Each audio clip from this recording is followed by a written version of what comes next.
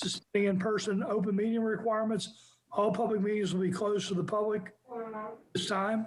Public meetings will be available on Groton Municipal Television, Channel 2 in real time or on Zoom. And with that, the first item is roll call. Clerk Patrick, please call the roll. Present is Mayor Keith Hedrick, Deputy Mayor Guinevere Depot, Councilors Lisa McCabe, Reginald Stanford, Stephen Sheffield, Finance Director Ron Uhas, Clerk Deborah Patrick. Excused is Councilor Rashad Carter. Unless he has snuck in and I haven't seen him. I do not see him. Okay. We do have a quorum. So the first item on the agenda is referrals, is appointments. The first appointment that we have is James Streeter to the Board of Ethics. We have a vacancy in the Board of Ethics. And one of the challenges with the Board of Ethics is you can only serve 2 back-to-back terms, and then you have to come off the Board of Ethics. And we're going to be seeing another board position open up a little bit later. But I've asked Jim to be on the Board of Ethics, and he was interested, and he applied. So, Council, do you have any questions for Mr. Streeter? You have his packet in your information.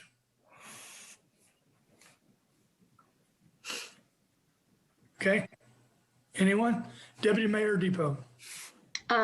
Less of a question, but I just want to say thank you, because the Board of Ethics is obviously a very important volunteer position, but it is volunteer. So it's also one that when there's an issue, there is a lot of pressure on you. So I really appreciate Jim Streeter volunteering. And yeah, so I just want to say thank you. You're right. That's important. The Board of Ethics do not meet very often, but when the board does meet, it's important. And we need good quality people on board the Board of Ethics. Any other council comments?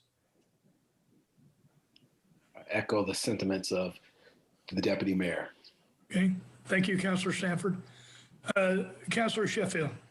Yes, I too like to thank Jim for his service over the years here in Groton. Your resume extremely impressive, and it speaks for itself. And again, we thank you for serving the city in an important capacity. So thank you again, Jim. Thank you. Jim, do you have anything you'd like to say to the council? You don't have to. No, it's just a continuance of my service to the community, Mayor.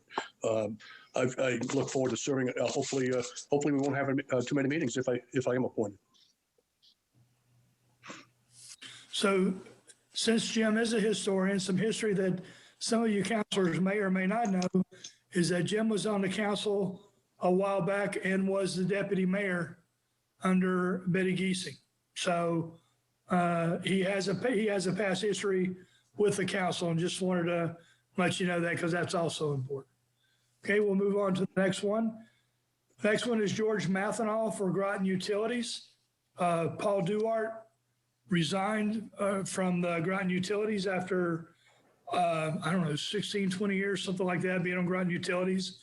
And so maybe even longer, but he also was very active with the city of Groton, and he resigned. And George was good enough to step up to be on the Groton Utilities Commission, which is extremely important here in the city of Groton. Any questions for George?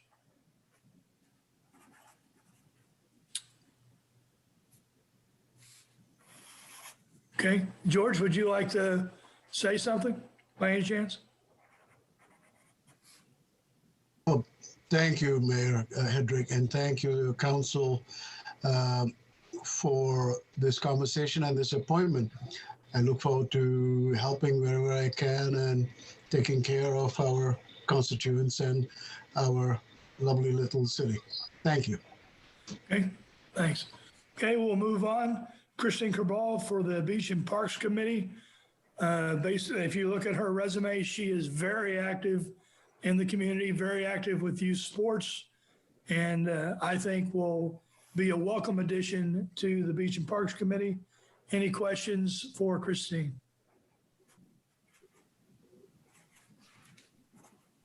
Okay, Christine, would you like to to address the council. Hi, sure. Okay, I just wanted to say thank you very much for the opportunity. It's my first time participating in a volunteer committee with the city of Groton. It's a wonderful place to raise a family, and with 4 kids, we've all gone through all the different park and rec programs, and we love it here. So I'm excited to be part of it. Thank you. Great. And that's also important that that her children have been parts of the Parks and Rec, so she's familiar with the program, and she can bring lots of thoughts to the Parks and Rec. So that'll be good. The next one is Barry Toohey for Beach and Parks Committee. Any questions for Barry?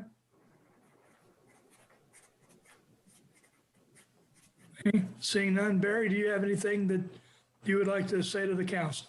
Yeah, so there are a few people vying for this position on that right now. No. You're in. Good. Yeah, because Christine would be awesome, so I don't want to, I know her very well. She'd be great, so I don't know. Absolutely. Christine's great. You're great. We have more than one open position. Oh no, this is not a. They get us both. I just want to make sure because she's awesome, so I don't want to make like that. Likewise, I don't know. I talked to Mary Hill a couple weeks ago and just saw her in passing, and she brought up that there might be a spot available. And I'm like, I've been a Groton City boy my whole life. I actually went to rec with Bill Sanford and been there, and my kids all went through Little League, and I coached there, and I've been Groton City my whole life. I went to Eastern Point, if you're that old enough to remember. West Side, Fitch, Avery Point. I literally never left the city, so I'm pretty familiar with it. Chef, Robert, we played some hoops at Washington Park many a times. I know that back in the day. I know a lot of you people, George and everybody. Yeah, if there's a chance to give back and be a part of the Groton City, it's been very good to me. And I'm at that age now where my kids are kind of grown. And if I can help out, I'd love to help out. Perfect. Well, we're looking, we need you. We need your energy and enthusiasm. And we look forward to having you on Beach and Parks Committee. Okay, and the last one is William Gaynor, which is a reappointment to Harbor Management. Let me get to my notes real quick on him. He was initially appointed in February of 2017, and he's a reappointment to the Harbor Management Commission. So everyone else are new appointments, and William is a reappointment to Harbor Management. So with that, I will take a motion to move this list of appointments to the March 1st Mayor and Council meeting. So moved. Second. So we have a motion from Councilor Sanford. I heard a second from Deputy Mayor Depot. Is there any further discussion? Deputy Mayor Depot. I just want to comment that whoever thought of putting in parentheses whether these were reappointments or initial appointments, thank you. I don't know if it was Deb or Jill or Mary or whoever, but that was really helpful. Thank you. Councilor McCabe. Now that we've gone through the entire list, I wanted to echo the sentiments of the other council members in thanking you all for volunteering to support the city in these different capacities. It's greatly appreciated, and I look forward to working with you. Okay. Any other comment? Is there any other discussion on this motion? Hearing none, all in favor say aye. Aye. Opposed? Abstention? Motion carries. Welcome aboard. You guys are on the commissions. Boards, committee. Thank you. Commissions. Oh, as of the Thank first. you. Thank you. Okay, the next item is going to be 748, which is a donation request.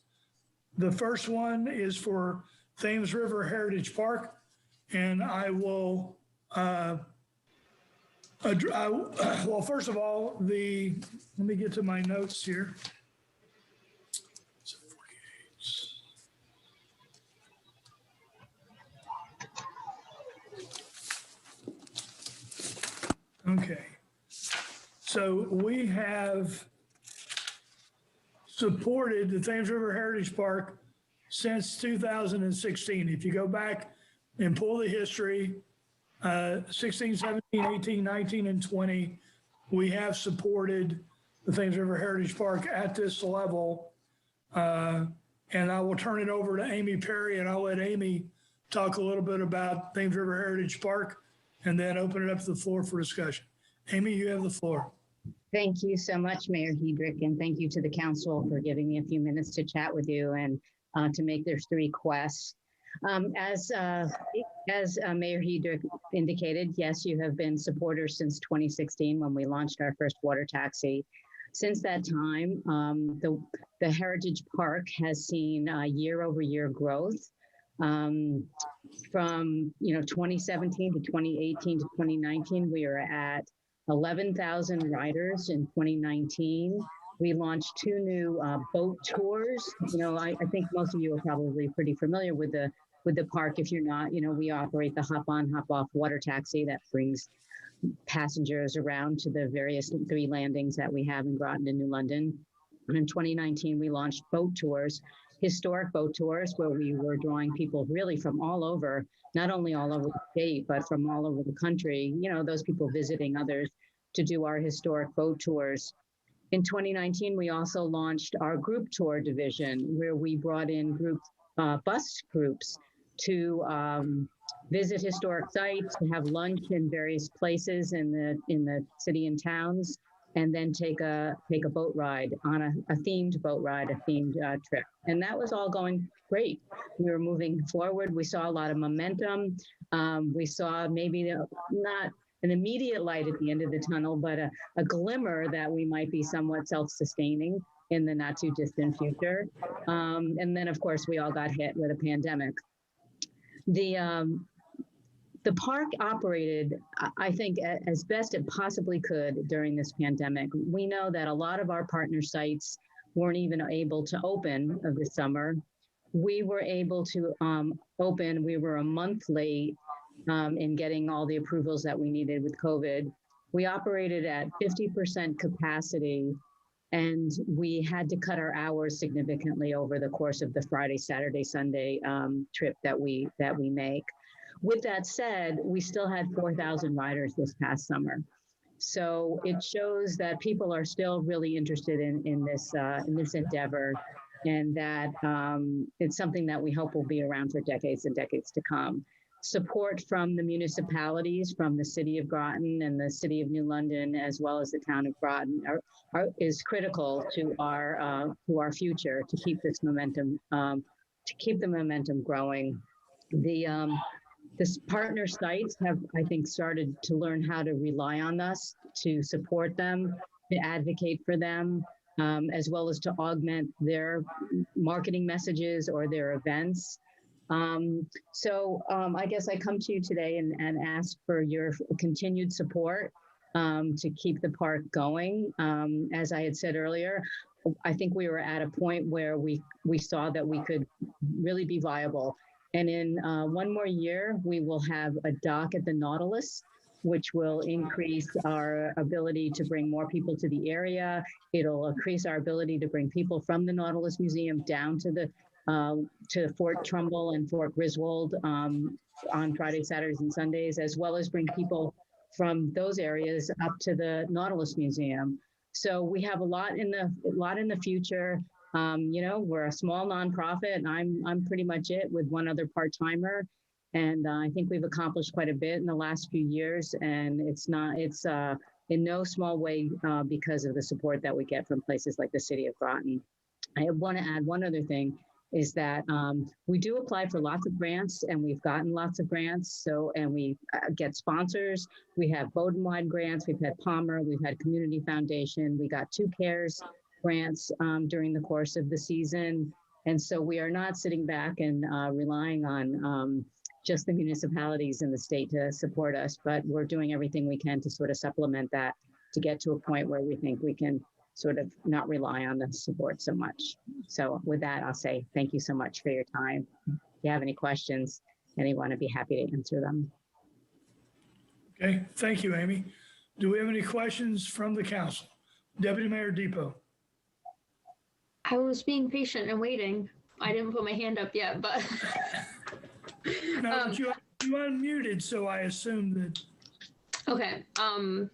Well, I want to thank Amy so much because her explanation of how they do things and what the purpose of, like, I feel like their vision is very clear and their goals year over year, you know, they're not stagnant, they're moving forward. They're, you know, the dock at the Nautilus, that sounds really cool. I know a lot of people that come in to visit, one of the places they want to go is the Nautilus, and how cool to be able to take a boat ride over to the Nautilus, even though it's not far away from here. I think that will be a great addition. I do have a few questions more for Finance Director Uhas, and I'm sure he's expecting them from me already, but I wanted to clarify. So this is, we've donated money previous years. So I wanted to ask to confirm, what is the amount we donated last year or last time? When was that the amount, and what account does that come out of? And my other question was whether or not GU has Groton Utilities has contributed to the fund as well. I can answer some of that. Groton Utilities has contributed every year that I have been involved, so that's since 2017. They've been as a sponsor. So they've been a partner sponsor at a level of $10,000 a year. The amount that the city of Groton has given us is also $10,000, which is matched by $10,000 from the town of Groton and $10,000 from the city of Groton. And that's the amount we are asking again this year. And I don't know what department it comes out of. So Glenn, this is Ron. To answer your question, the contribution started back in 2016 with two of them coming out of the community development, one in 1016 of 15, the other on 520 of 16, for each for 10,000. All these are going to be for 10,000. 2017 on 3/24/17, Groton Utilities issued their first sponsorship of 10,000. The city out of the community development on 6/2/17 did a 10,000. 2018 on 2/6/18, Groton Utilities did their second 10,000. The city on 11/17/17 did a 10,000. 2019 on 2/8/19, Groton Utilities did their third donation. On 3/8/19, the city out of the community development did their $10,000 donation. And this is where it gets a little bit weird in 2020. Groton Utilities did theirs on 4/3/2020, and the city did not do one out of the community development. And on 9/18/2020 is when we did the one out of the community development for the $10,000. It kind of lagged behind. So that's kind of the history of the donations that the city has contributed. And again, that comes out of the community development fund, which is the special revenue fund. Deputy Mayor Depot. And just to follow up, thank you very much, Finance Director Uhas, because he knew I was going to ask that, probably. So, so we're kind of getting back on track post 2020, because usually we do this donation. Well, we have done it a little bit earlier, and it makes more sense to do the donation before the season. It looks, you know, we did in 17, we did it in November. But I think it makes more sense to do this donation earlier in the year to help them for the current season. And I do think this falls under community development. It goes along with our economic development plan to revitalize Thames Street. And so I just want to say that I'm all for it, and I appreciate everything they do. I think they're a great addition to the city. And that's all I have. Thank you. Thank you. Thank you. Councilor McCabe? Yes, I'm also very impressed at the way you're recreating your model in terms of not just a taxi, but doing the historical tours and adding the group tours. I think that's really great to keep avenues of revenue streaming in. So I commend you. I think that's fantastic. And I'm going to try to make sure I do at least one of those historical tours this summer for sure. My question for you is, as we're now heading into a new phase, kind of hopefully post-COVID or trending that way, do you have any initial thoughts on your rollout plan for this coming season? Have you? Yes, I do. Our plan right now is to work on a COVID plan for 2021. And what I mean by that is we're going to follow the protocols that we followed in 2021 unless we learn that we can have more people on the boat than we did in 2020. We worked at 50% capacity, which means that we usually have 41 legal allowance on the boats, and we had to bring them down to 20. It was 43, we went to 21. And, you know, and the social distancing, et cetera. So we're basing this coming year on those same protocols. But what we are doing is adding more historic tours, not only creatively, but in quantity as well. We had 23 tours in 2020, and our goal is to have 43 tours in 2021. We're also looking to, we're obviously in a lot of communication with senior centers and historical societies and places like that, that we draw our bus tours. And we've been keeping in touch with them to find out if they're going to be doing anything this summer. Are they going to put anybody on buses? And if so, can we get them here? So there's that. And then we've got some ideas that are in the works for midweek. The beauty of the group tours was that they were all midweek. So Tuesday, Wednesday, Thursdays, even some Fridays, we could use those boats when we weren't using them and fill them with adults, basically. We didn't really have much in the way of kids at that time, who paid a set fee. We knew they were coming. We knew they were coming months ahead of time. We already had their money. And it was, you know, good for business. And so we didn't have any midweek business last year. And so what we're thinking of doing is, I'm calling it this, I don't know if it's going to be called this, but a story time on the Thames, and to get parents and kids on the boat during the week, during the day. I'm not a teacher, so to find some librarians and teachers to do activities and tell stories on the boat, to get the boats used during the week. So that's our plan. That's our plan today in February. That's excellent. Thank you. Thanks. Any other counselors? Okay. We have the motion, right? We have the motion second. So now we're ready. Okay. So if hearing no further discussion. You don't have a motion yet. This was, it's a committee of the whole. You don't make the motion until after the presentation. You're right, till the end. You're right. Okay. So are there any other questions from the council?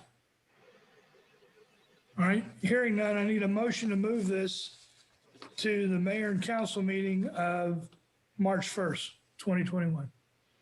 So move. Second. Who do we get? Councilor McCabe and Deputy Mayor Depot. All right, so any further discussion? Hearing none, all in favor say aye. Aye. Aye. Opposed, abstention, motion carries. Okay, thank you, Amy. Thank you so much for all of your time. Okay, the next thing that is on the list is the Groton Mystic Falcons Football League.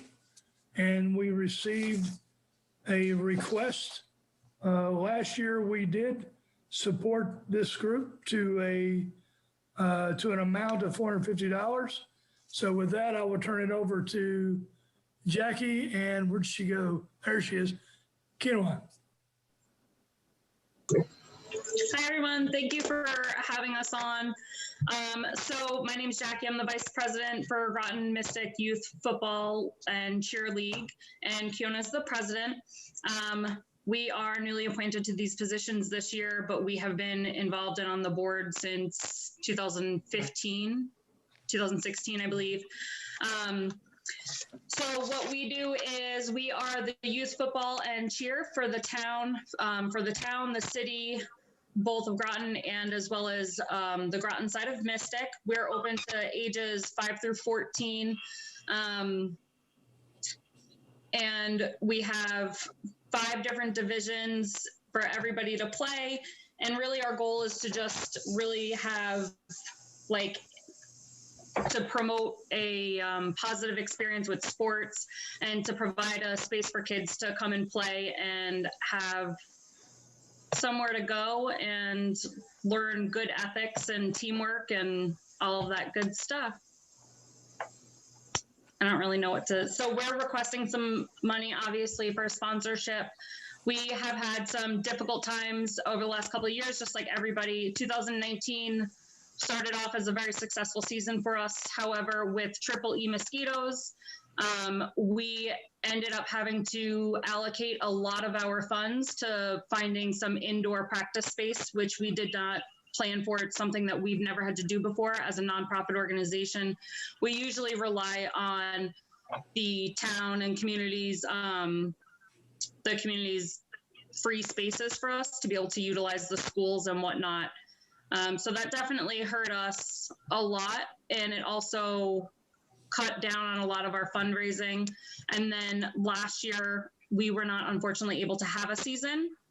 However, it's still very expensive to operate the league. We still are required to provide insurance for our league and pay for operating costs. So it did operate as a loss for us. And as a nonprofit organization, like I said, for the kids in the area, this year we need pretty much as much funding that we can get. I'm working really hard with the board to do as much fundraising as we can. We've just took over our positions on the board at the beginning of this month, and we've already successfully scheduled 4 fundraisers. We've already successfully had one fundraiser where we earned $200, which doesn't seem like a lot, but for us, $200 is a lot of money. And so anything that we can get some help with would be fantastic. Just for numbers wise, we usually have about 250 kids in our league, and we have about 70 volunteers with us every year. This year, our conference has not given us the regulations yet as far as what we're looking at, but we're hoping to be able to give some sort of normality to these kids this year. And they definitely are looking for that outdoor space and be able to get back to their sports. I know my kids alone are just itching to get back on the field. So we're hoping to be able to provide them with a great season. Thanks. Kiona, do you have anything else that you'd like to add? No, you're good? Jackie and I work so well together. Whatever she says, I pretty much just echo and support what she says. You have to continue to. All right, well, hey, I got you. That's good. But yeah, we like she says, it's all about the kids and the safety of the kids. As we, again, this is our 3rd year being on the board, but being in our positions, we're much more in tune with what is needed to run the league. And because we did not have a season last year, we did lose a lot of money, but we still have to purchase all the safety equipment for our football players, especially. Football is very expensive to maintain and to keep safe for the kids. So we need to, recondition helmets and get safety pads and even first aid kits for our staff. And now we have to get masks for everybody. The expense is really, really up there for us that this is a time, like for everybody else. We've never done this before. We never had a COVID season before. So we're just running and going at it as it is. And we're finding it to be quite expensive to get our kids safely on the field for them to enjoy the sports that they love. Okay, great. Thank you. All right, I'll open the floor to the council for questions or comments. Deputy Mayor, Councilor Stanford. Well, I saw his hand. First and foremost, I would like to say thank you, ladies, for your presentation. And it's good to be able to get the kids back on the football field this year. Not having a sport last year, I'll say it was detrimental, but having it back this year is going to really cause the community to grow together. And, I'm in a support for, giving our donation. And I look forward to the kids being back on the field, because it's going to bring teamwork and camaraderie. It's going to get parents back out, out of the house. It's going to give us a sense of normalcy again. So yes. I appreciate you all coming in and giving your presentation so we can try to get back to a post-COVID reality and get our kids back on the field to enjoy sports that they love. Thank you. Thank you. Thank you. Any other counselors? Counselor Sheffield? Thank you. I echo the same sentiments for both of you ladies. I grew up playing in Pee Wee football here in Groton, and my father was a coach, so I know what it's all about to get things together as a group to put these kids on the field and keep them active and, and yeah, it's great. And I wholeheartedly support this effort. And I hope the council, we can help certainly contribute to this. So thank you again. Thank you. Perfect. Deputy Mayor Depot? I wanted to ask all the numbers questions again, because I think it was mentioned that we gave $450 last year. Correct. And last year, did we specify the scholarship go to a student from the city? Last year, I was not on the board last year. I did the fundraising. I was a part of the fundraising board last year, but unfortunately, I'm not sure what. I mean, it wouldn't have mattered if we didn't have a season, obviously, but is that something that we can specify that that's doable for the donation? Yep, absolutely. And then my question for Finance Director Uhas is, what is the amount left in that account? Have we donated anything this year? I always get confused with the fiscal year and the calendar year and when that account renews, but if you could give me those numbers. So far to date, we've done 4 donations for this fiscal year. We've done Children First for $1,000. We did the Fleet Reserve for $300, Cultural Correlation for $500, and Steps for $1,000. So we've donated a total of $2,800 out of the $5,000 allotment. So there's $2,200 remaining. And a question maybe for the mayor is, I know in the past that we've had kind of the same people requesting donations, and I think those people we've already donated to, if I remember correctly. Right. So I would say that I would like to maybe increase our donation for this year to $600, just because, we really want to encourage city residents to be involved in the football league. And if that allows for 2 scholarships, I think that would be great. All right. Any other council members or council, are you okay at the 600 level? Yeah, I concur. 600 would be an excellent. Okay. Thank you, Councilor Sheffield. May I say something? I'm sorry. I'll go ahead, Jackie. I was just going to say, I mean, just the fact of you guys considering to increase it, you have no idea how much that means to us. Just to explain to you kind of where we're sitting at right now and why we're trying so hard with everything that we're doing is we have to get our helmets reconditioned every other year for the football players. And that's obviously top priority for safety. That alone costs us about $6,500. At our bank account right now, we're only at $6,500. And that's like just one of the things that doesn't even include our insurance, which is $4,000 a year, plus everything else for the kids. So I just want to express that to you guys because you have no idea how much it means to us and to the kids that you're willing to help us and just trying to increase it. So I really appreciate that. Thank you. Councilor Stanford, you had a comment, I think? No, I was going to say I concur with the $600 okay. Increase for this. All right. Mayor, I just have a quick question. Go ahead. Just looking at their the letter that came out, are we proposing to do the platinum 600 for the 2 scholarships, or are we looking at 5 child scholarships for 120? I just want to be clear because Deputy Mayor mentioned about scholarships. I wasn't sure with city residents if we're looking at the 2 with that 600 or the 120 child scholarships. I just want to clarify which bucket we're going for. Deputy Mayor Depot.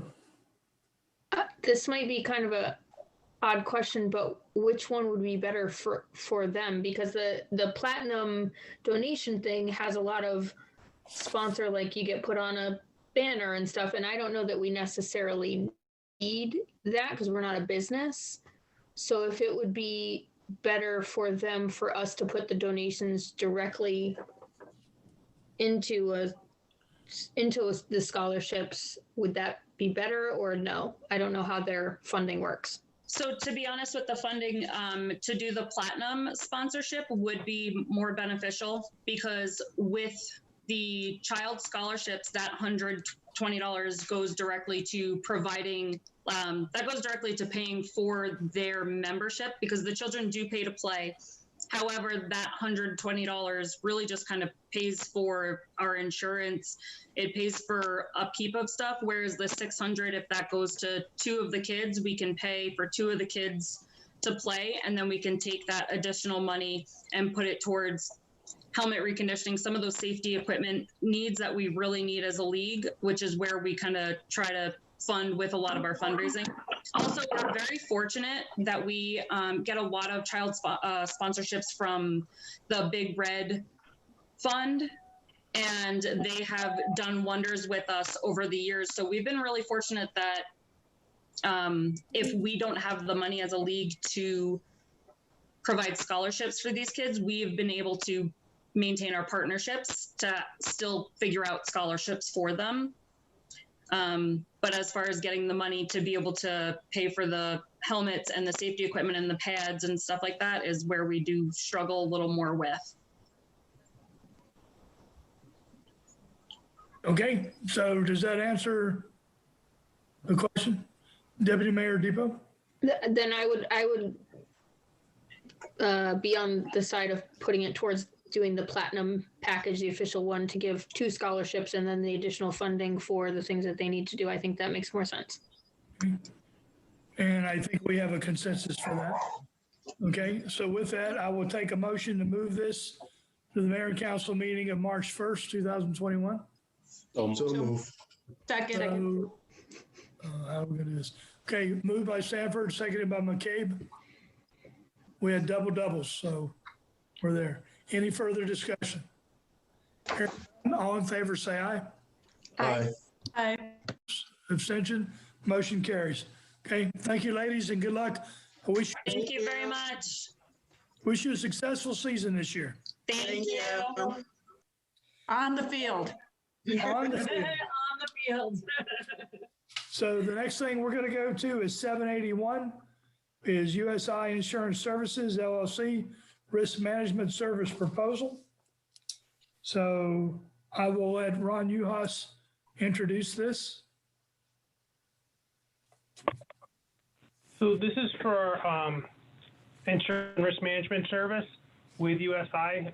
We've been with USI for quite a few years now, and we usually do a 3-year renewal. So some of you have met and seen Chris, some of you may be the first time. So I'm going to hand this over to Chris Wardrop from USI, who's going to give you just a kind of a brief description of the services they provide and what they do for the city and Groton utilities.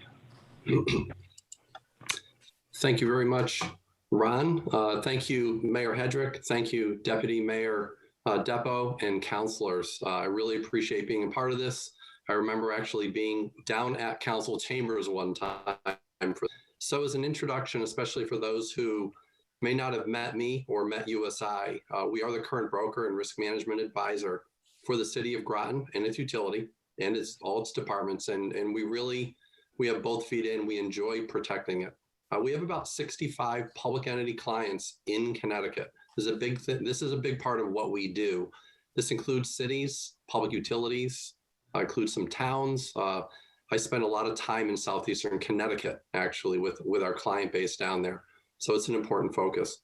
Our Connecticut practice out of Meriden, we're part of USI's national public entity footprint as well, where we have about 2,000 clients. So I'm a leader with our practice in Connecticut. I worked with Connecticut municipalities for about 26 years. And really, we provide education on municipal risk, ways to protect people, infrastructure, and of course, the budgets. And I'm backed by a public entity service team in our Meriden office and a number of department heads, and especially Ron know who they are. So just a little snapshot of what we do as it relates to Groton specific. We work with Ron and the leadership team literally every week, sometimes multiple times each week. This includes, obviously, we have an annual review of Groton's operations and exposures. We look at emerging risk, such as cyber, and obviously negotiate with Groton's insurance carriers, a process that we've actually already started given market conditions for the July 1st, 2021 renewal. Some other areas that we help with, one is claims consultation, especially large claims. In the past, think about transformers, the digester, workers' compensation injuries, and many others. We help with loss prevention and pushing initiatives forward. A number of people who are part of the safety committee will know that I've been in attendance quite frequently every quarter and provide consultation and also help the mayor and help Ron and the chairperson. We do a lot of work with vendor supplier contract reviews and input, including in this past year, even helping city legal counsel when they had some questions on specific language. We help with construction and redevelopment projects. So think in terms of the water utility, the cost of property, and then facility use of Groton utilities by third parties. Obviously, you have Eastern Point Beach, you have the two houses, we have Washington Park, just a lot of different things. We review our services annually, and knowing the city, like many in Connecticut, have fiscal constraints, we talked internally and we decided, knowing that we have some efficiencies because many of the issues that the city and the utilities have, we've dealt with these types of situations with other clients. We've done a tremendous amount of research. We don't really have that get up to speed, taking 10 hours for a project like if we just handled one or two municipalities. We've done a lot of these types of situations. I do a lot of speaking. So we got innovative and we said, you know what, let's do this for the right reasons, but maintain a high level of quality. So we went back, we're actually proposing a reduction of $5,000. So from $67,500 to $62,500. And we're holding that flat for the additional 2 years as well. Our goal is to remain an outsourced risk management advisor for you, being on call when the need arises, even if it's on a weekend and you had a storm with outages and things like that. And we'll follow a monthly service calendar to make sure that Groton receives strong value. So Ron wanted me to be brief, so I thought I would summarize it. But I thought if you have any questions, I would love to help answer them. Thank you, Chris. I appreciate that. Okay, council, questions for Chris or Ron? Anyone? Deputy Mayor Depot?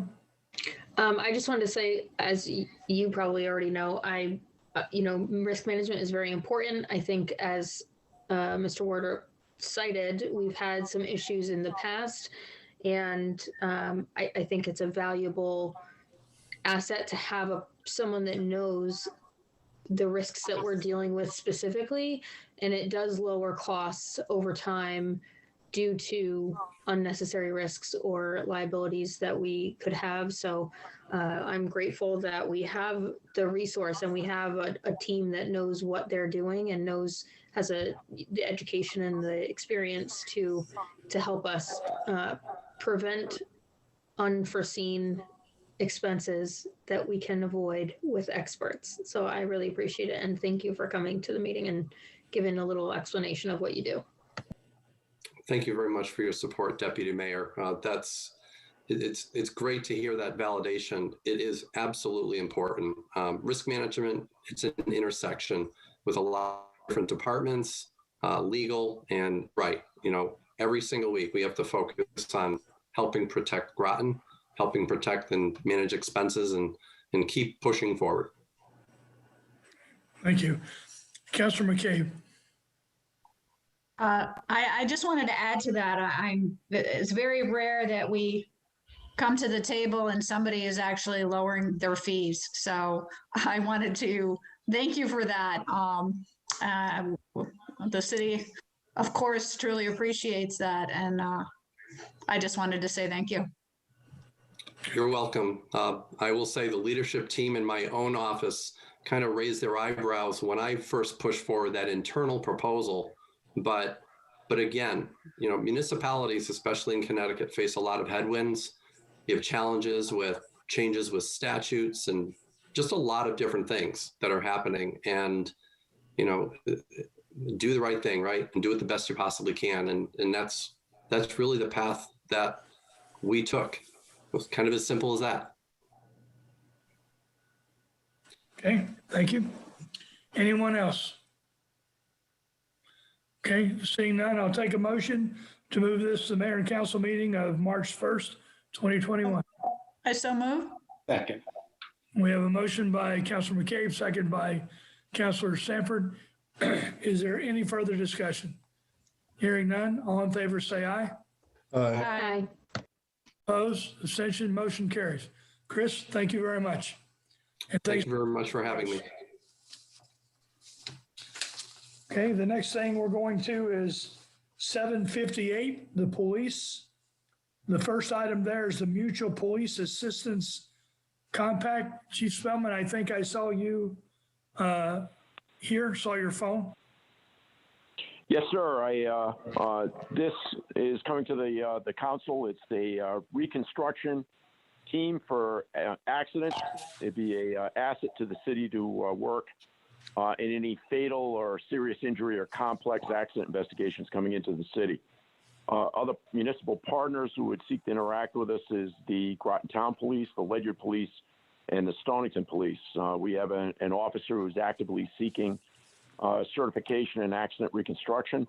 The compact would be the action of the council would be to authorize the mayor to enter therein.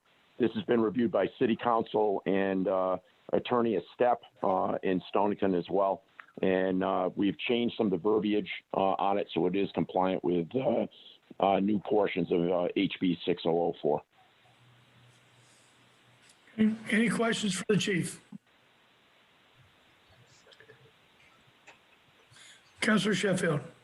Chief, how you doing? Good.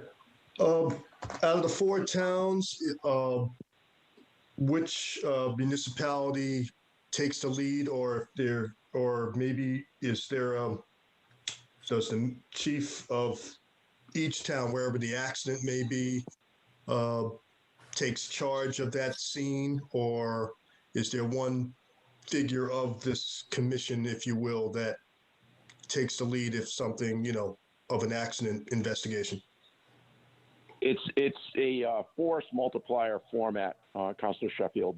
The actual investigation would stay within the jurisdiction therein. The assets that we would be able to bring in would be the expertise of people that are fully certified accident reconstructionists that exist in other communities. We have an officer that is seeking that status within our own department, and we would be able to move that asset should it be needed elsewhere.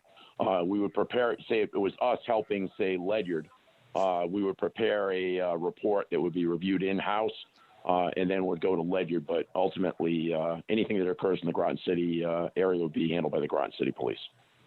Okay. All right, thank you. Good.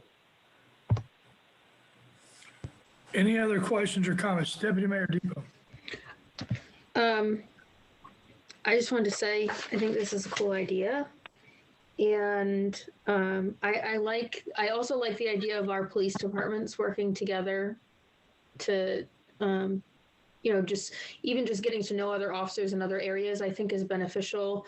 And so I think, and as we've seen with some car accidents, sometimes you need more people on hand than you might have available. So I think this will work out well for all the parties involved. And thank you, Chief, for pushing for this. Thank you, Deputy Mayor. Any other questions or comments? Seeing none, I'll need a motion to move this to the mayor and council meeting of March 1st, 2021. So move. Second. We have a motion by Sheffield, second by McCabe. Is there any further discussion? Hearing none, all in favor say aye. Aye. Aye. Opposed, abstention, motion carries. Thank you. The next one is purchase radios for state radio system. Chief? This has already been before the council. It's the NSEP grant money, which is the plume zone money. We exist within the plume zone of Millstone, and this is 100% funded by the grant. This would allow us to acquire additional portable radios and a base station in addition that would give us redundancy should something fail. We'd be able to handle it immediately in-house. All this equipment would be utilized in an upgrade to the state radio system, which we recently went on, and it would allow us to have some spare radios. The radios, unfortunately, they take a beating in patrol day to day. It's good to have additional units on hand. Also, we have events in the city with SailFest coming in when we have the fireworks. It would allow us to hand out radios to mutual aid partners that come in that are not on the state radio system. Also, it gives us interoperability should we have a major incident, should we have to utilize other city assets. It would allow whoever was in the command structure to be able to communicate with the CP. Again, all this is acquired on NSEP funding. It's 100% funded by the grant. It's an additional equipment that we could use. It's all on the format of the upgrade that we've recently undertaken to the state radio system. And it definitely helps us with our operations and ensures that we have adequate equipment on hand. Okay. Open the floor to the council. Deputy Mayor Depot. Sorry. The chief said that this is 100% funded by that grant, but on the paper I have, it says $11,925 of it is funded by the grant, and that $430, which obviously is a very small amount of it, but $430 is coming out of the police department. I just want to make sure that that's correct. Yes, we may have some residual that I may be able to flip over to have that 400 stay. That's why I said that. But with the that is originally where we were going. So it would, basically you would get brand new base station, $1,000 worth of thousands of dollars worth of equipment for about $400.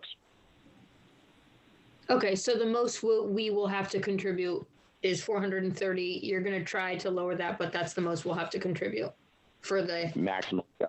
$12,000 worth of equipment. Exactly, and obviously we have that on hand.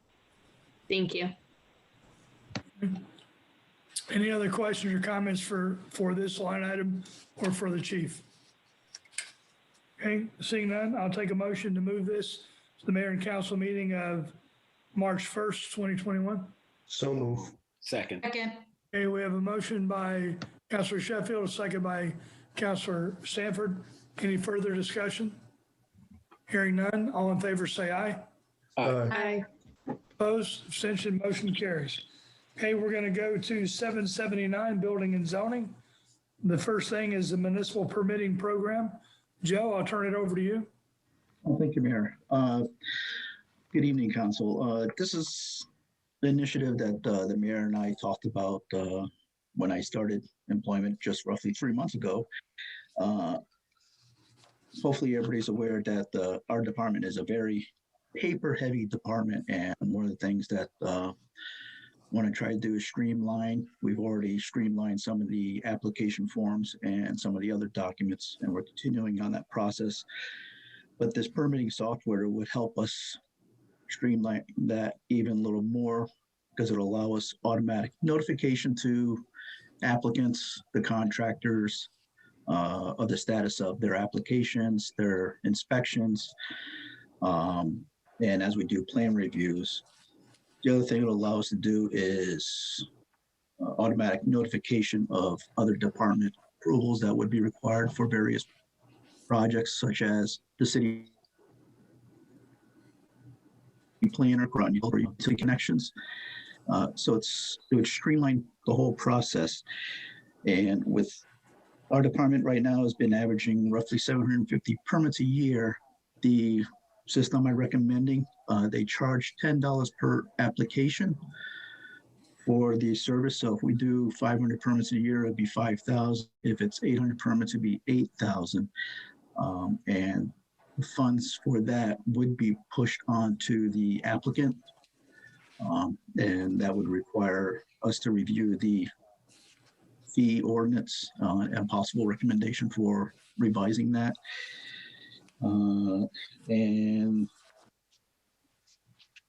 And the other main item on that component is we won't be doing any data conversion with some of the layouts we have right now with Excel and Access. I've been looking at that, and it's my feeling that if we did a data conversion, that gets very expensive. That's where these companies make their money, and we find us spending more time in trying to correct any errors. So, any questions? Questions for Joe regarding the municipal permitting program? Councilor McCabe. Hi, thank you. So I just have a couple of questions. So the $10 per permit will be pushed to the applicant, but there's an initial cost of $2,500. Is that what it is to initially contract with Permit Link? Yeah, and that $2,500 is they call it Document Link. It's almost like a document management system that'll allow us to start bringing in older permits, so we avoid that fee and we can track them. A perfect example will be the South Yard Assembly Building that was permitted last year and the year before. There's going to be thousands of inspections, so that'll allow us to import that easier and to track processing. Okay, so. And that'd be a yearly cost at $2,500. Oh, okay. All right, that's good to know. So when you're talking data conversion, you said you weren't going to data convert, but we are going to convert some of the historical data that we've already permitted. And that'll be done in-house. Okay. Yes. All right. I do appreciate you making this help finding us a better way to communicate with all of our applicants, being able to find out statuses and things like that. I'm sure that's really important, and I think it's a good idea. Yeah, we'll be able to allow the applicants to apply online too. So that's one of the major goals. And so will that reduce inspections.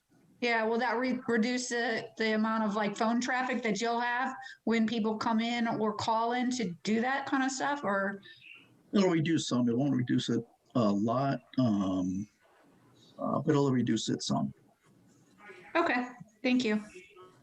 But this is also part of a continued process that we started several years ago of streamlining the process, trying to get to the digital and get out of the paper and those kind of things. So that's part of what this is. Deputy Mayor Depot, I saw your hand. Does this mean that we are increasing the cost of every permit $10?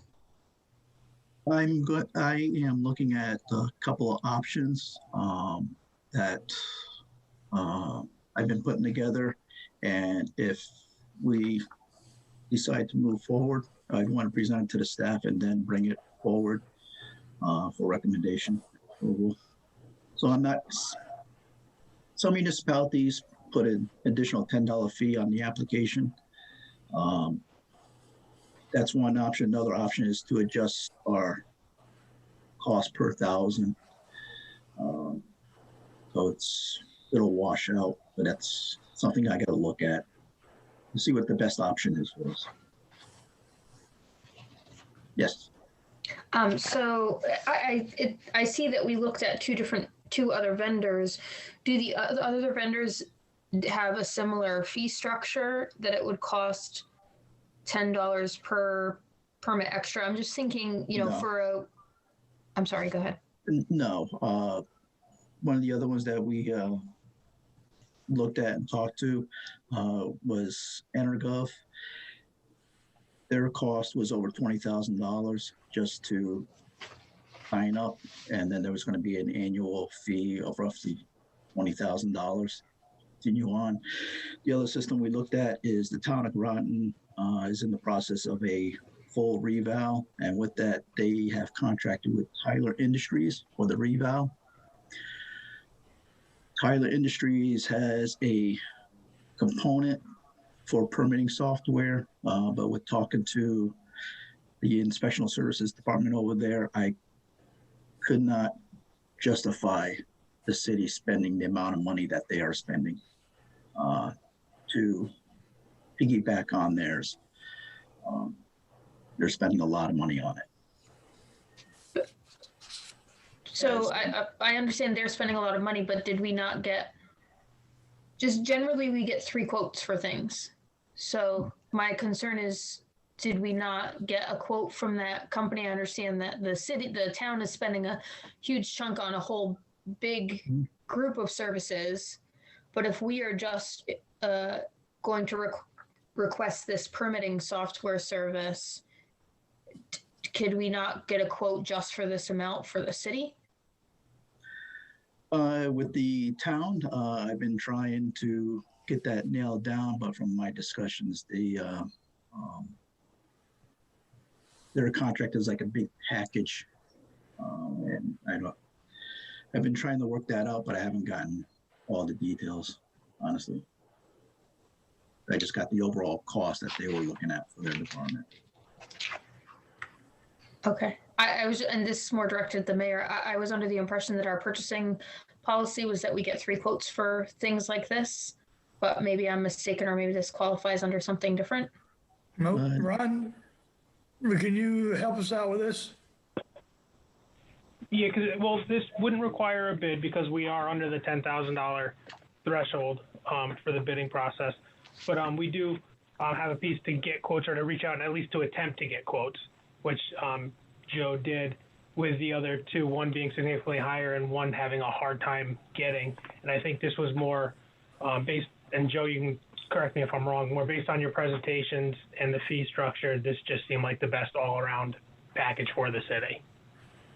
Yes, and for ease of use for the staff and the overall cost. And this company is in roughly 20 to 30 municipalities in Connecticut, and they cover a lot of Massachusetts also. Okay, Deputy Mayor Depot. I was, you kind of just answered the question. I was just going to ask, are there other cities in the area that use them?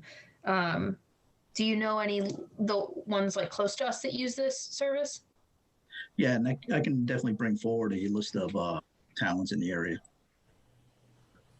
Yeah, I'd just be curious to see. I mean, I think this, obviously we have to move, everything's electronic, getting to electronic. So I'm surprised that we haven't been able to do this earlier, but I also know from experience shifting services that these things take a long time to do and that they're kind of a hassle. So I appreciate your work on it. And I know that this means you're going to have a lot more work going forward. So thank you. Yeah, thank you. Okay, any other questions? Okay, but then, this is kind of informing because it's under the 10,000, it's a 2,600 plus 2,500, sorry.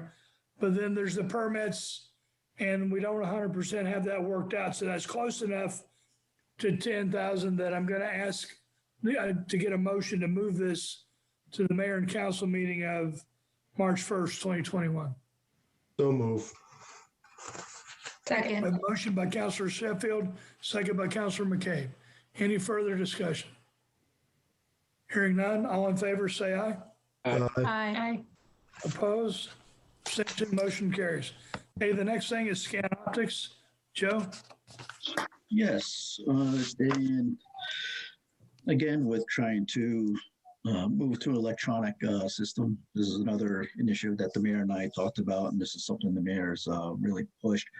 So with that, I reached out to Scan Optics to get a quote of scanning our large format documents that we have within our vault. They came out and gave a quote of, revised quote of approximately $87,000. And that is a conservative estimate. Because I asked them to tack on roughly 15 to 20% on that because of the documents that were not in there yet. Since then, our staff has been cleaning out and reorganizing the vault so that we don't scan documents we don't need to have scanned. And there's quite a bit of old documents in there. We did receive approval from the state to do that cleaning up. So for this year, I'm asking to, spend up to $25,000 from our budget for that, because there is money in the budget. Because of this COVID, some of the things that were budgeted for have not materialized, as in some of the training and some of the other conferences. So looking at using some of those proceeds to take this initiative, and this would be spread out over 2 or 3 fiscal years. Okay, this is part of an initiative that we started back in 2017. The municipality has retention requirements that are put on us, that are required rather, by the state of Connecticut. In the process of meeting them, one of the things we're trying to do is we're trying to get them digital so that we can store them in the cloud, but 2, also make them accessible to customers if they need them. Also accessible to us when we need them. So we actually went down and toured with this location called Scan Optics, and this is the vendor that we've been using. Multiple departments have been using them to scan our documents. And so I talked to Joe about continuing this when he first took over as department head, and that's where this request originated. And another thing that, since I got this quote, had discussions with Pfizer's and EB, and they are going to assist us of providing electronic copies of documents that we would need. So the price is going to come down. Okay, questions, Deputy Mayor Depot? This may be a silly question or suggestion, but is there a reason that it wouldn't be cheaper to hire a temporary employee to just do this? Well, we don't have the equipment to scan the large format. We can do 8x9 up to 11x17 in-house. And that's kind of my plan, when we have some slow time to scan some of those smaller documents. But the large format, the 24x36 and larger construction documents, we just don't have the abilities to do that in-house. Have we looked into, because I know, I'm pretty sure we rent our current copying equipment, and I know that we, sometimes since I've been on the council, we renewed a contract and were able to get new equipment. And did we look into the cost of adding a machine for a certain period of time that would do that at all? In the beginning, go ahead, Joe, I'll let you. No, I'm sorry, that I'm not sure of. When I started is when the new copiers were installed in the department, so I'm not sure. Yeah. So when we first started looking at this is something, the records retention requirement, this is for the utility and the municipality. And we were behind because we had an organization that supposedly was doing this for us. And come to find out, they really weren't. And so we looked for an alternative. And one of the challenges we have is, so these guys, they have regular copiers and scanners, but these things move like maybe 50 pages a minute, some of the regular size. But when you talk about the large scale documents, to get a scanner to scan those, particularly if some of the older drawings are in bad shape and are starting to rip and tear, then these guys actually have rooms that they have machines that are the size of tables to scan these. They also have scanning documents such that the old logs that we had, the old record books, they actually can open that up and take pictures of each of those pages and then go to the next page. So we did evaluate the cost of our own labor, leasing equipment, and doing it. And we found out that in the end, this is actually cheaper. Plus, they will tag them. They'll put a tag on them and then make them so that they're searchable. Mm-hmm. That's something that we didn't have that skill set to do. So I don't know if that answers your question or not, but It does answer my question. Thank you. And I wasn't really thinking that it would be more than one type of equipment, but that obviously makes sense because our records are probably a variety of types of paper and types of logs and all of that stuff. So it definitely makes sense. I just wanted to make sure that that was approached, which it obviously was. And not only that, we even have microfiche and old card files. And I mean, we are trying to get our arms around this, get this stored, one, to meet all the requirements, but two, to make sure that we have archivable records in the event that they're needed for some reason. Because you got to remember, the drawing, especially in Joe's area, these are legal records. Should something happen to a structure down the road, and we have to prove that something was built to a specific requirement. So, and God forbid something happens to City Hall, we would need those documents to continue operation. Right. Deputy Mayor Depot. Well, I was going to wait and see if anyone else wanted to ask a question, but I do have one more question. I don't see any other hands. My last question is, do we already have the capacity to store all these documents, or is that also something that we need to add, or where is this going to be stored? Because this is a lot of documents, obviously. The scan optics they use, SharePoint, and everything is stored on there. So it's in the cloud.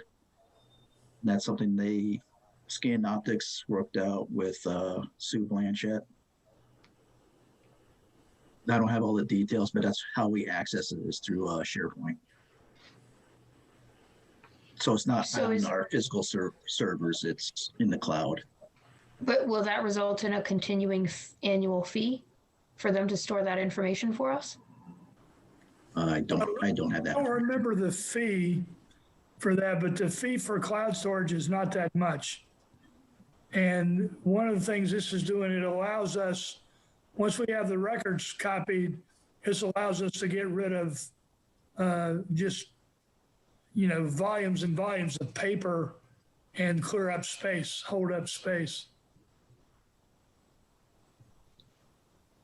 I wasn't challenging the validity or the value of it. I was more thinking, do we already have a space where we're storing documents in a cloud or whatever that we're adding this to, or is Scan Optics going to store it for us and we're also paying them an annual fee to store it?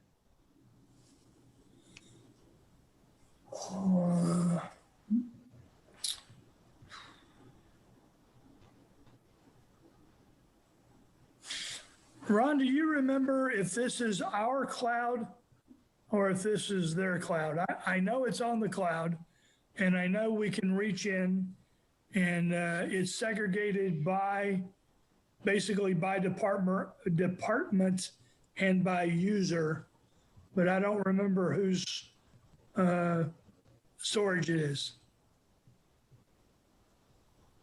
I'm not sure offhand whose it is, but the quarterly hosting fee is $1,185.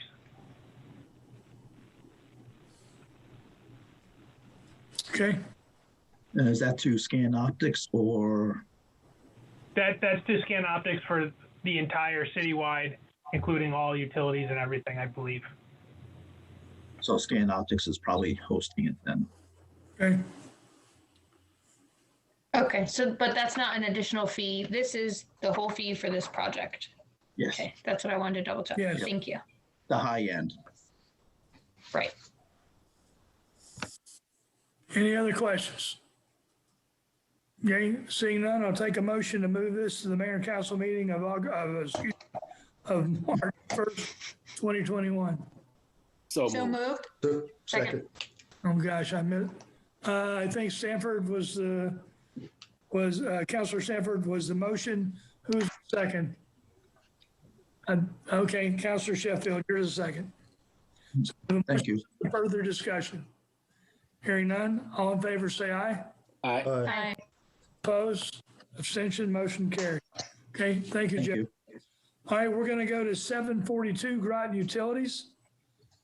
Mark, thank you for waiting. You're finally up. This is the first one is the wastewater facility study. Yeah, so this is a study that looks at the full soup to nuts at the wastewater treatment plant.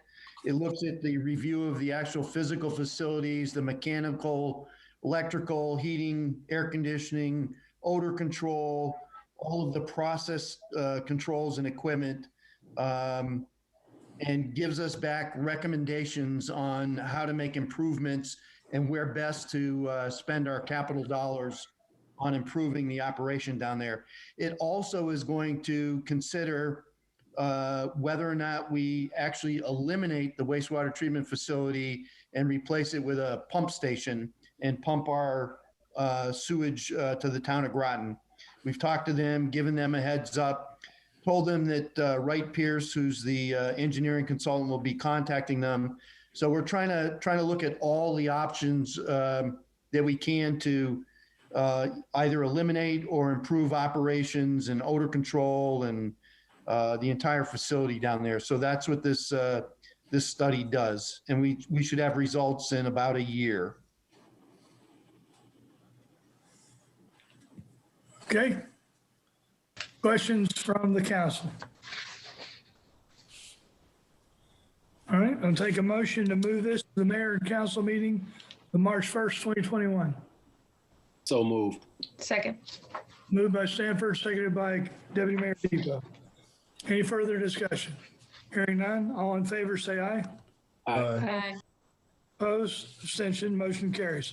Wastewater contract deep for grant. Yeah, so the second item is related to the first. What we're trying to do is go after grant money that would pay up to 55% of the fee. In other words, out of about half of the 252,000 if we make it through the gauntlet at the state level.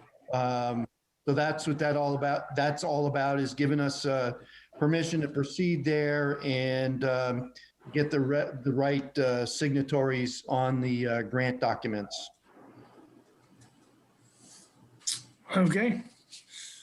So one of the advantages to moving the sewer out of the tax base into the enterprise account is our ability to go after grants. And that's what this is allowing us to do. So are there any questions for Mark? Okay, seeing none, I'll take a motion to move this to the mayor and council meeting of March 1st, 2021. So moved. Second. Moved by Stanford, seconded by Sheffield. Is there any further discussion? Hearing none, all in favor say aye. Aye. Aye. Opposed, abstention, motion carries. Navy Generation System Impact Study. Art? Okay, so we have a large interconnection project with the subbase, and this is a study that looks at the impacts on the, both on the Groton side of the system, the distribution transmission system, and basically is making sure from an engineering and operation standpoint that we'll be able to switch out the subbase if there's a problem, or take power from the subbase on a normal basis from their new generators. And it's the engineering analysis of us taking or not taking power from their new generations. Okay, questions for Mark? Deputy Mayor Depot? So according to this, this is not being paid from taxpayer funds or ratepayer funds, No, correct? that's correct. So this would be being paid by Noresco. Correct. Okay, thank you. Okay, any further questions? Hearing none, I'll take a motion to move this to the mayor and council meeting of March 1st, 2021. So moved. Second. Moved by Deputy Mayor Depot, seconded by Councilor Sanford. Any further discussion? Hearing none, all in favor say aye. Aye. Aye. Opposed, abstention, motion carries. Okay, Mark, one more, Diamond Landscaping Lawn Maintenance. Yeah, this is the contract for our lawn and ground maintenance for the 21-22 season. We unfortunately only had 3 bidders this year. We normally have 9 to a dozen bidders. And again, unfortunately, there was nobody local. But this was the best bid out of the 3 that we received. And that's the cost. Okay, questions for Mark?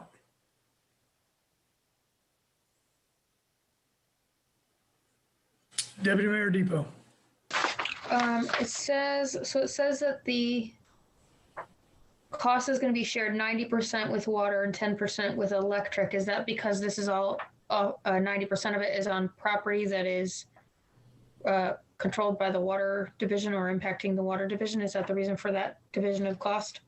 Yes. Yeah. The water division owns a lot more footprint of area that has to be landscaped. They actually own the operations building that we are part of, and all of that area over there by the water treatment plant, the pumping stations, the water tanks. That's why they're 90% of that. And is this the same landscaper we used last year? No, it is not. Unfortunately, that landscaper, the owner died and no longer in business, obviously. Oh, that's very sad. Okay, that's all my questions. Thank you. You're welcome. Any other questions for Mark? Okay, seeing none or hearing none, I will take a motion to move this to the mayor and council meeting of March 1st, 2021. So moved. Second. Moved by Sanford, seconded by Depot. Any further discussion?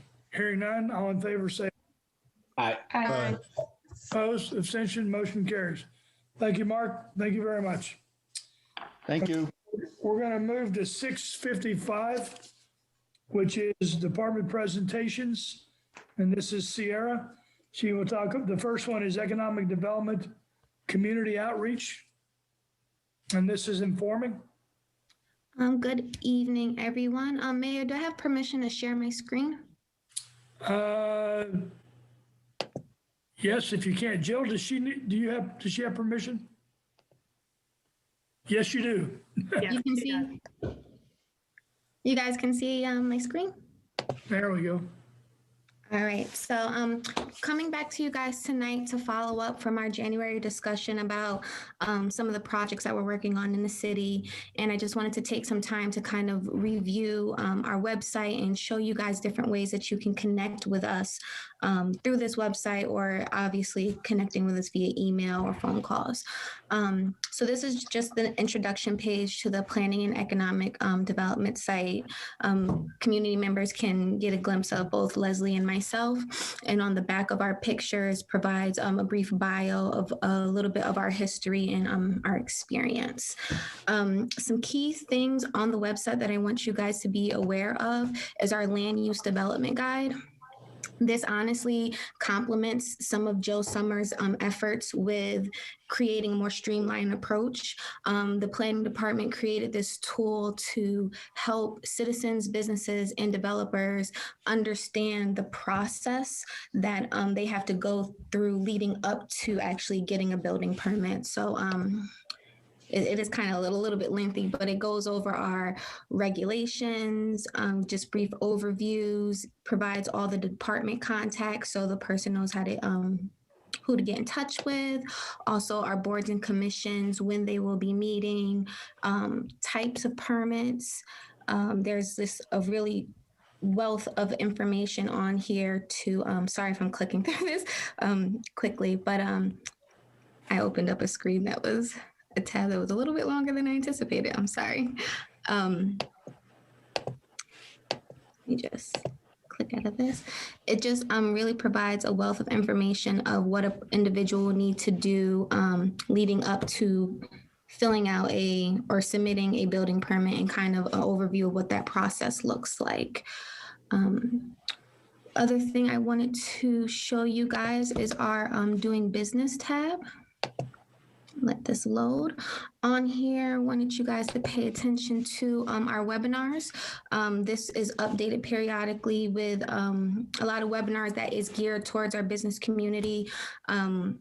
Things from entrepreneur scores, WBDC, Connecticut Small Business Development Council, any webinars that I'm seeing that seem beneficial, I'm including on this just to provide, as right now everyone is looking for a lot of different, or a lot of businesses have varying questions of just the things that are switching over. And so if these webinars are at all beneficial to help them uncover some of those nuggets of information they need, just want to pass this along. Also, really important for some of our businesses is the funding opportunities that are available. This is looking at both local, regional, and federal. I would say one of the biggest programs, and you guys probably hear a lot about it, is the payroll protection program. I would advise or recommend that people stay up to date. The program continues to kind of change, and I do believe the Biden and Harris administration just implemented a few changes to try to make sure that it really helps mom and pop organizations, as well as some self-employed, self-contracting individuals as well. Other tab on here for the business page would be the workforce development. We are in a region that houses the Eastern Connecticut manufacturing pipeline. And I think that is extremely beneficial, especially for the increased demand of electric boat with the workforce that they're going to be looking for. So this is really just to try to connect our constituents to the programs that are coming up, and some online skill development things that they can do as well. This will continue to be updated with any other opportunities that we come across, just to keep everyone connected. Now, in moving forward to some of the projects we have going on. So let's start with the strategic communications. So this webpage is going to give you guys a brief overview of what the initiative is, and where we're kind of currently at between Miranda Creative and staff, and what it is that we're executing. Our scope of work will be, these are basically the 8 categories that currently we are working on with Miranda Creative, and this will be updated periodically, and I'll give you guys updates during these meetings as well as of where we're at. But this kind of just will be able to show everybody consistency of where we're at in the process. And we also wanted to introduce a community survey. We have, the map is to try to help people pinpoint that this is an effort that is focused on the city of Groton, and so trying to really kind of highlight the communication work that we're doing within our borough.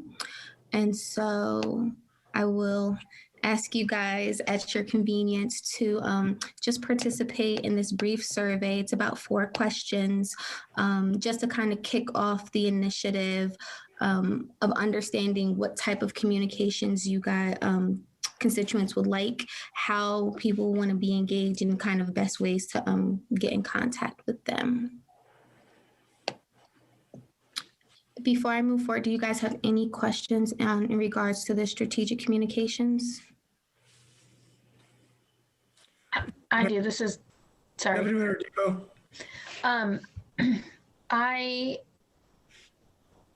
I have to say I've never clicked through all of these tabs on this site, and there's a lot of stuff in here.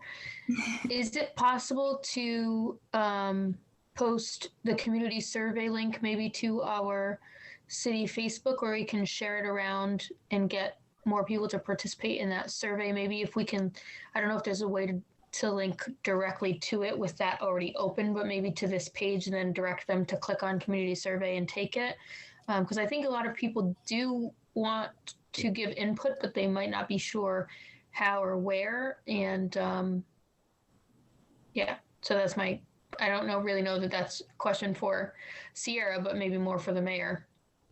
It is communication that can be linked to our Facebook. At this time, however, our back end on how many responses we can receive back currently is limited. I'm working with Miranda Creative on getting our accounts updated so that we can actually receive more responses back. So once we get all that in place, we will issue more Facebook posts to get more people involved. So that's the only small little delay on that portion of it. Okay, thank you. Mm-hmm. Okay, go ahead. So the next project is the pedestrian and bicycle network assessment. Oops, sorry. Clicking too quickly through these things. All right. So in a nutshell, well, we went over the sorry, backtrack. So the Planning and Economic Department is really looking for the community. We're seeking the wisdom, your perspective, and honestly, just overall talent as we start to plan improvements for our pedestrian and bicycle network. Between March and September of this year, there are newly formed pedestrian and bicycle network assessment working group is going to be tasked with evaluating how our public spaces are connected to one another. This is something that I think that Ms. McCain was interested in, so excited to work with her possibly as we move forward. But we would do a series of online. We'll start out virtually, and then we're actually going to be taking our meetings on site when the months get a little bit warmer, and actually do some mapping exercises where we'll be assessing existing conditions, looking at what's some needed improvements, how are things connected, looking at intersections and different elements that we could incorporate there, as well as our sidewalk infrastructure and doing any gap analysis of where there might just be sidewalk on one side of the road or sidewalk and then blank space. So really looking forward to moving that project forward. And through here, you guys, anyone who's interested could provide their email, contact information, and get connected with me on how to further participate. Also, I provided a tentative schedule. The first meeting of the working group will be March 17th from 4 to 5, and that will be a virtual meeting. And then after that, we'll do about 4 mapping exercising at different locations throughout the city, and a couple follow-up meetings as well. We also have on here a priority area map, taking a minute to load, but this map is combining some recommendations from our POCD, from the COGS regional bike plan and also the Thames River reconnection work that we did with Ninegret Partners back in 2019. So fortunately it's not loading, but I would recommend you guys to, at your convenience, take a look at that as well.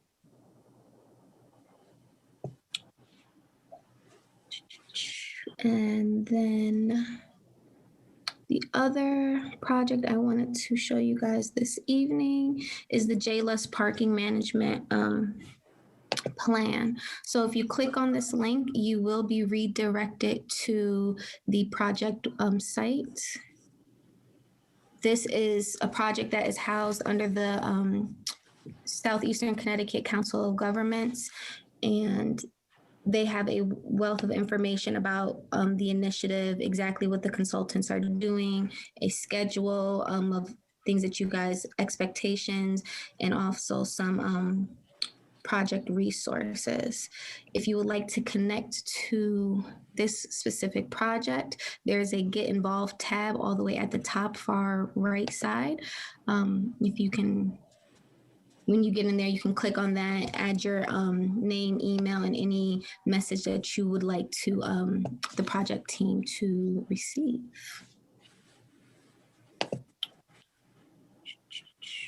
Were there any questions in regards to these communications or website?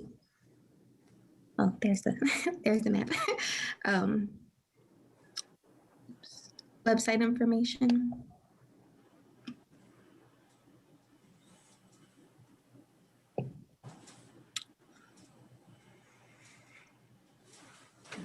Questions from the council?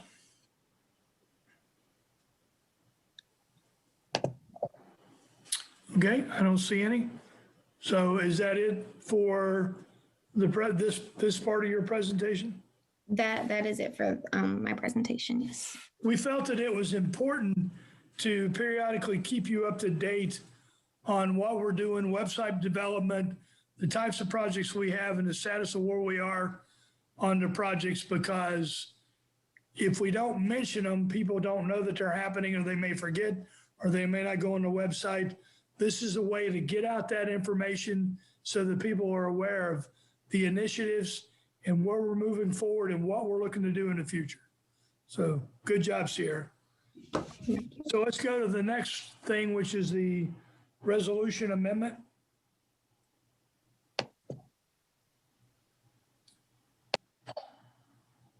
Where'd she go?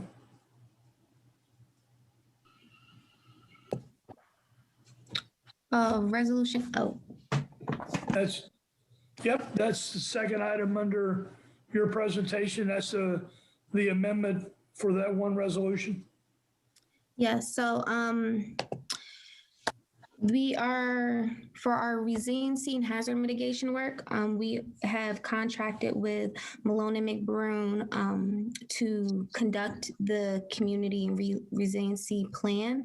They have recently merged with SLR International Corporations, and so are asking for, they're in the process of transferring their contracts over to that new entity. So they were just asking for sign off on the contracting, on the contract being moved over to SLR International Corporation.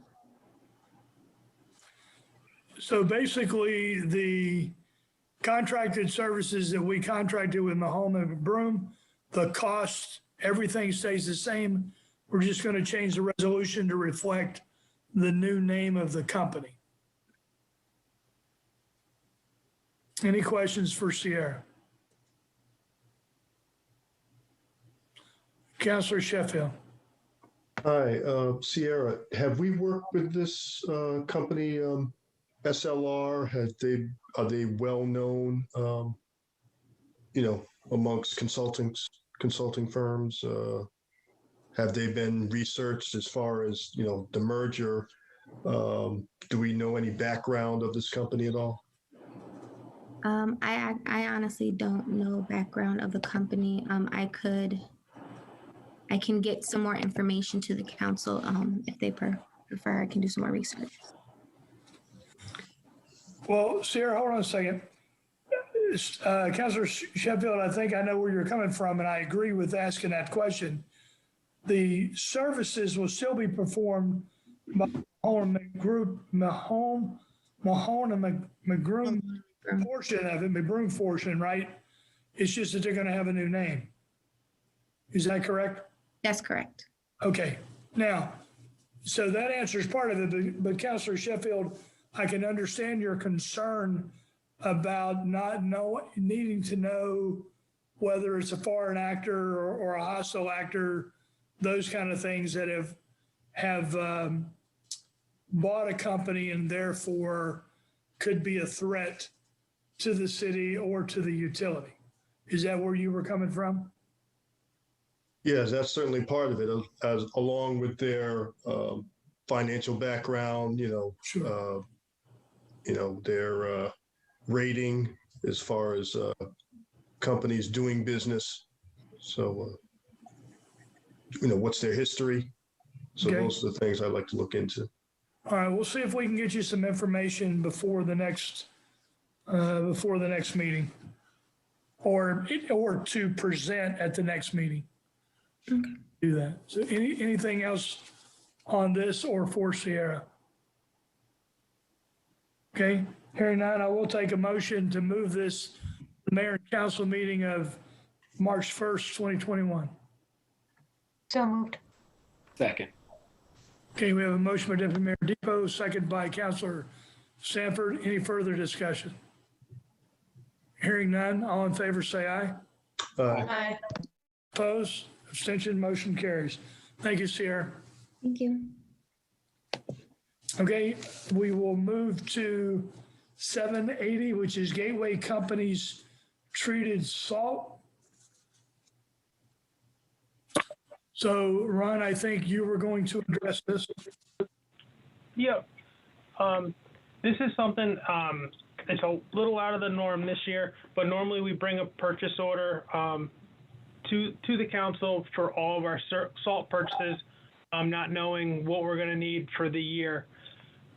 In the past, we have used a company Driven that was at the state pier. We did receive a load from them. We're actually ready to bring a PO to the council for our allotments there. However, they are out of salt.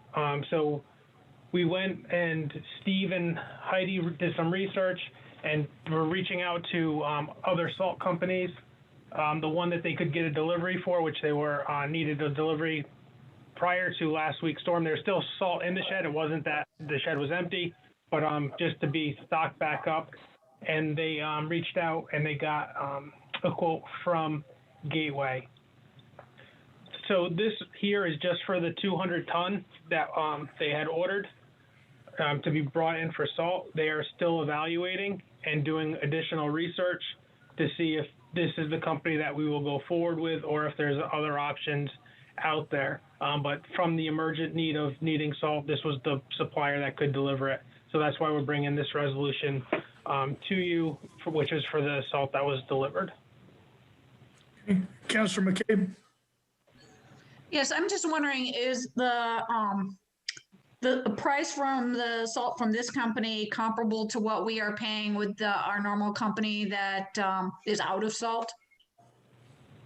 I believe it may have been a little bit more with this one, and that's why they are doing some more research. I don't know exactly per ton cost, if it was the same or if it was a little bit more, to be honest with you, but I can get that for you. Well, I talked to Steve. I thought Steve told me that they were actually a little bit cheaper. So let's verify what the cost is.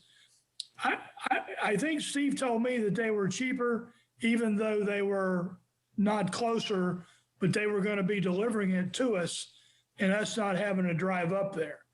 Because right now, I don't know if you guys have been following the whole thing with the Port Authority and the State Pier and DRVN and all that, but those were the guys that we were getting our salt from, and then now they're out.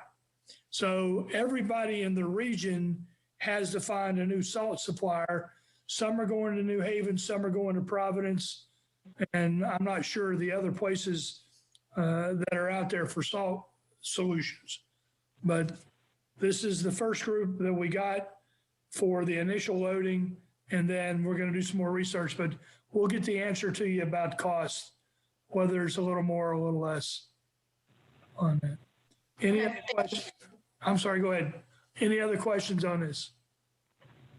Okay, hearing none. I'll take a motion to move this to the mayor and council meeting of March 1st, 2021. So moved. Second.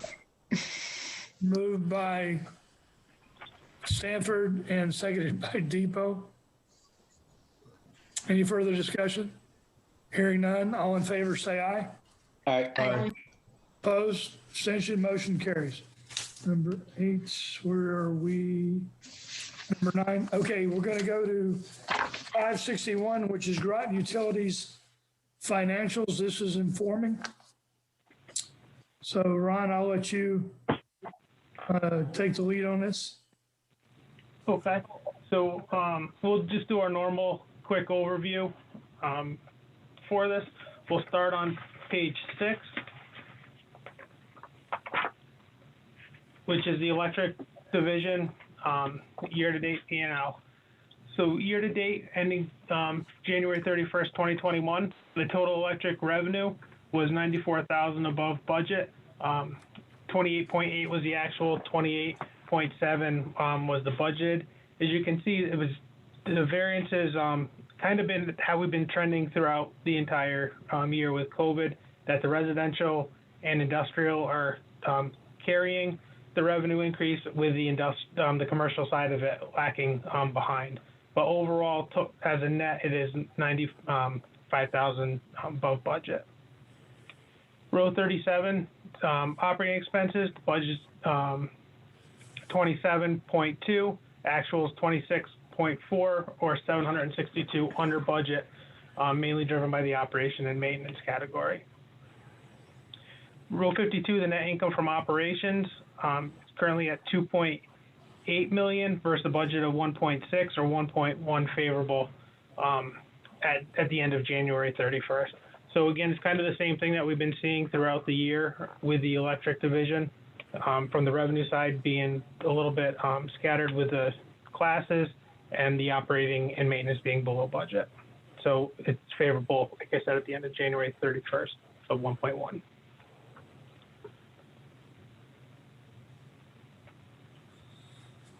Okay. Any questions for Ron? All right. So you want to move to the city budget? So we'll go to the water division. Oh, sorry. So you were just done with electric. Sorry. Yeah. I am paying attention. So that's electric. Let's go to water. So on page 12, and we'll go through the same thing with the water division. Row 17, total water revenue, currently just under 7 million actual versus a budget of 6.6 or 375 favorable. And again, you'll see the same thing as in electric with the categories, the residential, industrial above budget with the commercial lagging behind. Row 30, total operating expenses, 6.2 is the actual versus a budget of 6.5 or 244,000 favorable. In row 44, the net earnings before the DWSRF grant was 891,000 versus a budget of negative 519,000 or favorable of 1.4. So again, it's just trending the same way that it has been all year, with the revenue being above, and again, between the different classes, we had some skewing, but netting out favorable, and then the operating and maintenance being below.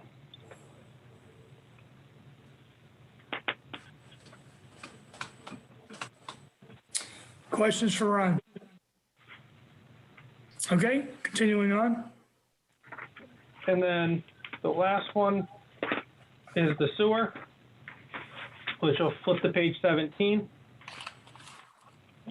The total sewer revenue is actual 2.9 versus a budget of 2.5 or favorable of 424,000. Again, driven by residential and industrial, same as what we saw in the water and the commercial lagging. Row 26, total operating expenses. The actual is 1.7 versus a budget of 2.1, or 407,000 under budget. Row 37, the net income from operations is just about 1.1 million versus a budget of 193,000, or 903,000 favorable. So again, it's been kind of the same trend that we've been seeing all throughout the year for all three divisions.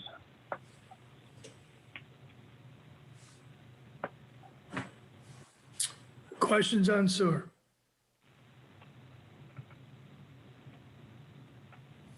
Okay, we will now move to 690, city budget presentation. This is also informing. Ron, I'll turn it over to you. Yep, and you'll see in your packet, it's a one-page, two-sided document. We did not go over the December one last committee of the whole, so we just wanted to give you the December one, and then on the backside is through January 31st, 2021.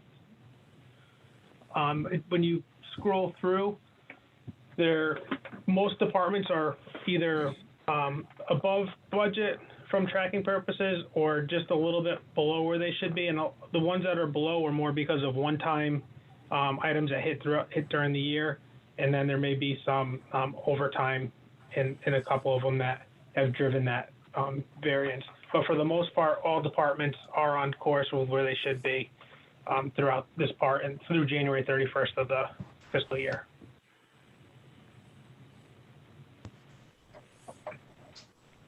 Okay, questions? Deputy Mayor Depot? I know it's a really small number, but can you tell me what the civil preparedness line is for and why it is over budget? The civil preparedness is grants that we receive. I did notice that when I was putting this report together. I have a feeling that there may be a miscoding of an expenditure in there. I will verify that. What could be the driver, though, is could be more revenue that came in, which then created the additional expenditure. But I will look into that and have that answer for you next month. Okay, thank you. Councilor Sheffield. Thank you, Mayor. Ron, I see December 31st, we ended at 53.87 in the general fund. We're at now 48.77. That's remaining in the general fund? Correct. All right, so are we using roughly about 5% of the general fund per month, about? That's what it turned out to be, this one. It depends on which line items you look at. You'll see where, like, the general insurance went from the 39 to the 29% based on a payment, and then you'll see, like, the payment adjustment and contingency stayed the same. But overall, on an average, that's probably fair to say. Okay.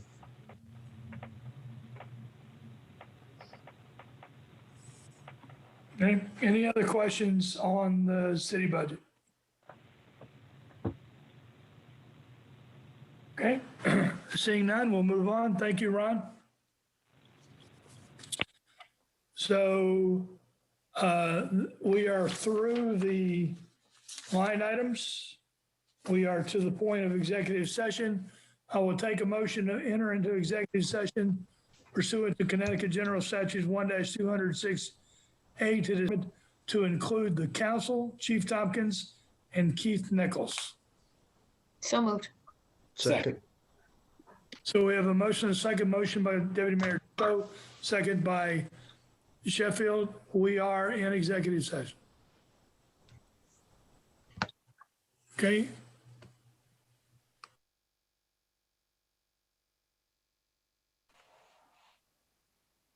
Hey, Jill? Jill? We are still on TV, just so you know. Oh, I'm sorry.